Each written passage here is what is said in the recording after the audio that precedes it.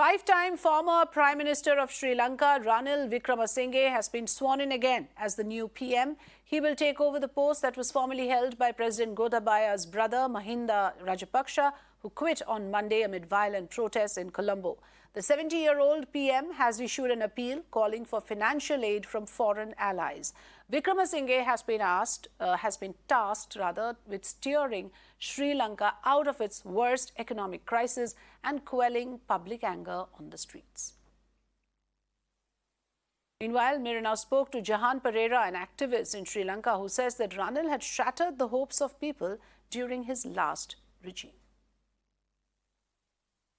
How are they likely to receive this? Are they going to see the naming of Mr. Ranil Wickremesinghe as yet another ploy, a delaying tactic by the president? Or do you think they're just so anxious and eager to get on with it, people are tired? What is your opinion?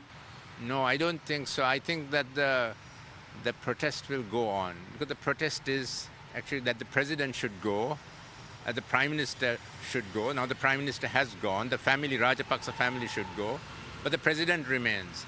And the appointment of Mr. Wickremesinghe, again a person who has failed in the past from the people's point of view, from the people who are demonstrating their point of view, will not stop the protest. So I think I see the protests continuing.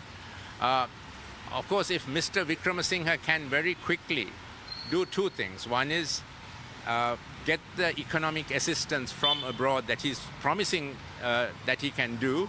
If he can get that and ease the economic crisis here so that there will not be these enormous lines for petrol and diesel and cooking gas, if he can do that, that will increase his credibility.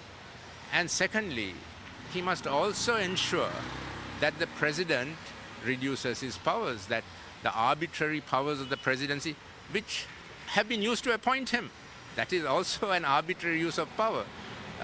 That he must see that happens very fast within the next 2 weeks.